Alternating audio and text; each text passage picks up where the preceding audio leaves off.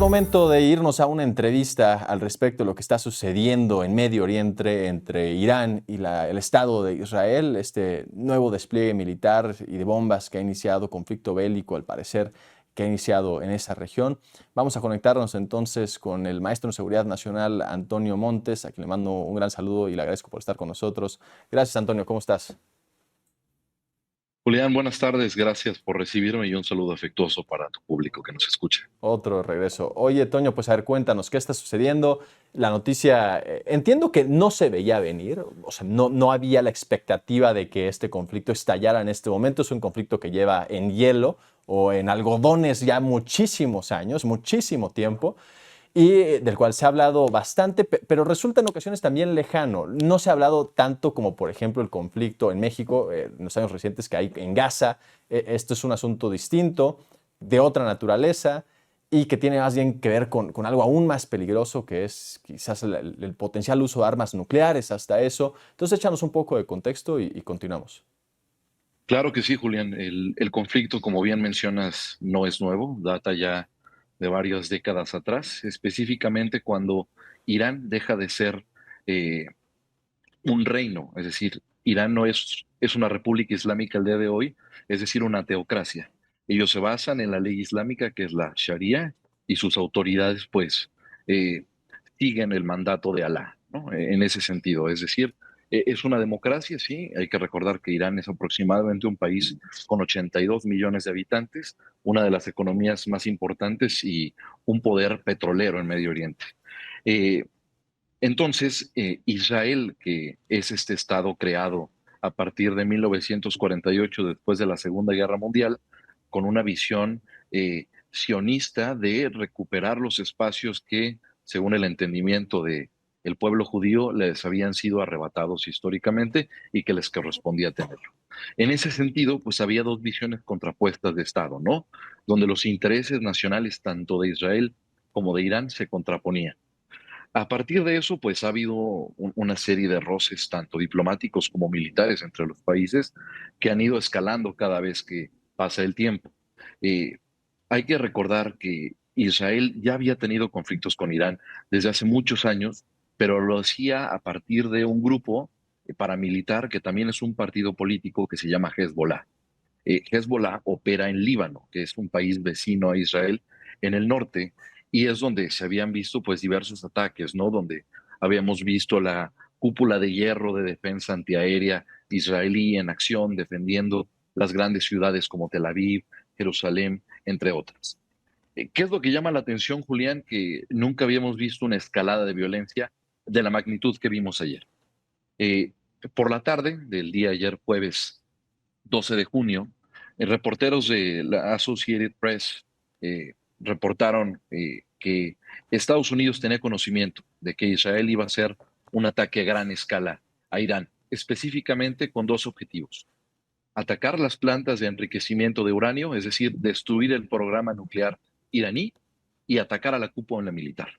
Sí. Ayer, ayer Israel logró eh, asesinar, como dice la palabra, a toda la cúpula militar iraní, mató al comandante de la Guardia Revolucionaria Islámica, mató al comandante de la Fuerza Aérea y al jefe del Estado Mayor Conjunto. Oye, y esto ya Entonces, resulta algo mayor. O sea, ya habían matado, yo recuerdo, ahí no recuerdo exactamente el nombre, a uno de los principales generales, más o menos en el año 2020, Estados Unidos, a través por una de las últimas acciones de Trump, o 2019 finales. O sea, ya había habido enfrentamientos de este tipo, pero esto dices lo lleva a otra escala. O sea, esto ya son bombardeos, pues masivos, o no sé cómo llamarle, o generalizados en las plantas nucleares para acabar con el programa nuclear de Irán. Pregunta número uno es saber, ¿Irán tiene armas nucleares hoy? ¿Sabemos si cuenta con eso? ¿Israel tiene? ¿Eso podría escalar a un conflicto de naturaleza nuclear? Un poco como primera pregunta. Y luego, dos, ¿qué, se acabó entonces la ruta diplomática, según parece? O sea, ya esto fue un acto de decir, ya no hay negociaciones, esto se acaba por las malas. sí, sí, sí, respondiendo a tu primera pregunta, eh, Irán no tiene armas nucleares todavía, es justamente por lo que se hace este ataque a la planta de enriquecimiento de uranio en Natanz, es donde estaba la planta más importante que tenía un desarrollo aproximadamente con con las fuentes de inteligencia de un 60 o 70%. Israel sí cuenta con armas nucleares, aunque nunca ha permitido que la Organización Internacional de Energía Atómica las revise, las audite y las contabilice como sí lo permiten otros países que las tienen. Por lo tanto, hay mucha discrecionalidad y un tanto suspicacia de cuánto es el poder verdaderamente nuclear de Israel. Respondiendo a la otra pregunta, el, el tema con esta escalada es que no solamente se atacó, digamos, las plantas de enriquecimiento, se atacaron a las ciudades principales. Y hay que destacar que Irán no se quedó con los brazos cruzados. Hasta hace unas pocas horas logró colapsar la cúpula de hierro, es decir, el sistema de defensa antiaéreo israelí, que es patrocinado completamente por los Estados Unidos, y lograron ya dañar edificios en Tel Aviv, que es la ciudad, pues, eh, más poblada y relevante de Israel. Entonces, la vía diplomática se agotó desde hace semanas. Me atrevería a decir que quienes podían ser los intermediarios en este aspecto, siendo Estados Unidos, Rusia, China, eh, no tomaron o no preveían de cierta manera que fuera a suceder esto. Hay fuentes que afirman que Estados Unidos tenía conocimiento pleno del ataque y que le dio su visto bueno, a pesar de que públicamente ayer salió a emitir un comunicado donde menciona que Israel actúa unilateralmente. Entonces, a mí me parece que la ruta diplomática está agotada en este aspecto y que fue una demostración de poder de Benjamín Netanyahu, el presidente, el primer ministro de Israel. Ahora, la capacidad militar y económica, lo que representa Israel es abismalmente mayor de lo que puede representar Irán. O sea, simplemente el PIB, pues, el grado de inversión militar, el respaldo de Estados Unidos militarmente es abrumadoramente mayor de lo que puede. O sea, hay escenario en donde Israel haga daño real al Estado de Israel, donde Irán haga daño real al escenario de Israel, uno. Y luego, dos, ¿podría esto escalar, si ya no un conflicto nuclear, porque dices que no tiene armas nucleares en Irán, a una especie de guerra aún o de conflicto bélico aún más amplio, generando alguna especie de alianza entre estados árabes, que se sume Arabia Saudita, que se sume Egipto y de diferentes países de la región, quizás hasta algún brazo político de Irán en Líbano a través de Hezbollah, ya masivamente a generar una especie de bloqueo o de alianza en contra de Israel? No, no veo un escenario donde Irán pueda hacerle frente a Israel, es decir, en cuanto a capacidades, Israel es completamente superior y hay que considerar que está bajo la sombrilla de protección de los Estados Unidos, entonces sería impensable, ¿no? Hay que entenderlo un poco más allá de los dos actores principales en este conflicto, sino qué rol va a tomar, por ejemplo, Rusia, qué rol va a tener China en este sentido. Es decir, hay muchos intereses que se confabulan en Medio Oriente y el hecho de tener una guerra ya declarada, por lo menos por parte de Irán hacia Israel, esto ya es una guerra declarada, fue considerado como tal, y lo que puede generar no es tanto una alianza entre estados árabes, como si lo queremos ver de esta manera, porque propiamente Irán cuenta con sus enemigos propiamente en Medio Oriente que no son solamente Israel. Hay que considerar que quien puede verse beneficiado de este conflicto es Arabia Saudita, quien ha tenido un conflicto eh, religioso, político fundamental con Irán desde la revolución de dicho país en 1979. En ese sentido, yo creo que Irán apuesta a tratar de ganar legitimidad con su propia población. O sea, hay que mencionar que el régimen de Irán está políticamente y socialmente muy debilitado desde adentro. Es decir, la gente, los iraníes demandan cada vez más derechos y libertades y una acción como esta refuerza el discurso que el gobierno maneja, en el cual el enemigo exterior, el gran Satán, como mencionan ellos, es Estados Unidos a través del sionismo israelí. Ya, interesante. Ahora, ¿esto qué tanto quita al México del foco de atención de Estados Unidos?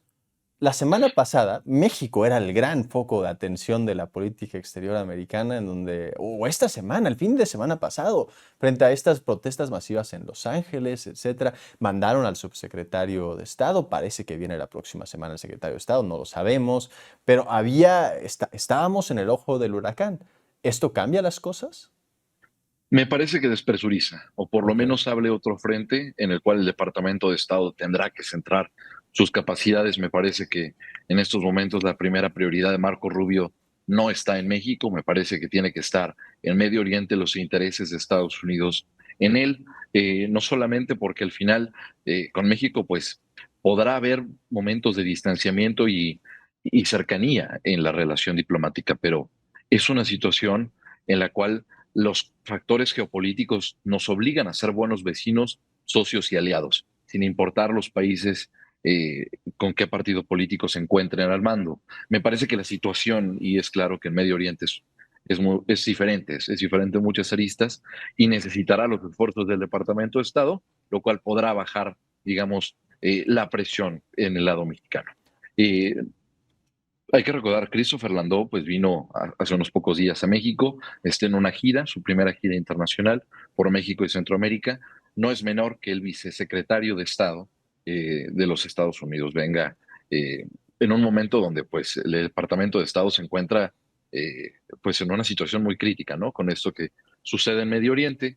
Y me parece que México, a ver, Julián, tenemos también tocando el tema, tenemos embajadas tanto en Teherán, como Ujú. en Tel Aviv, como en Riad, en Arabia Saudita. Es decir, también tenemos en Jordania, en Líbano, tenemos una presencia diplomática importante en Medio Oriente.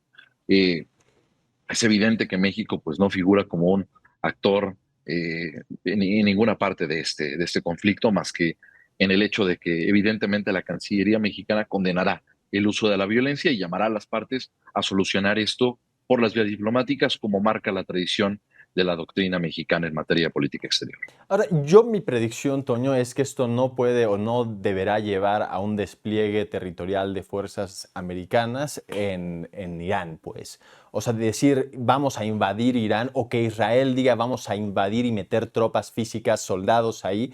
Me parece que quizás este conflicto no contará con esa naturaleza por el desgaste político que representaría para estos dos democracias, si es que Israel se le puede llamar una democracia, si es que Estados Unidos se le puede llamar democracia. ¿Podríamos ver una escalada de ese tipo o quizás se limitará a misiles contra insurgencia, operaciones encubiertas, ese tipo de cosas más?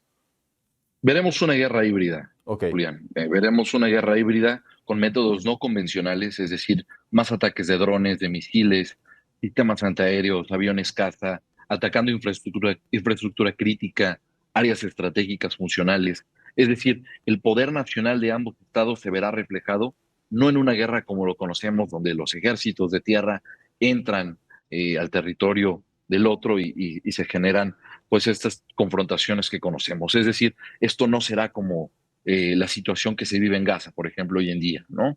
No veremos al ejército israelí desfilar por las calles de Irán, no me parece que sea así.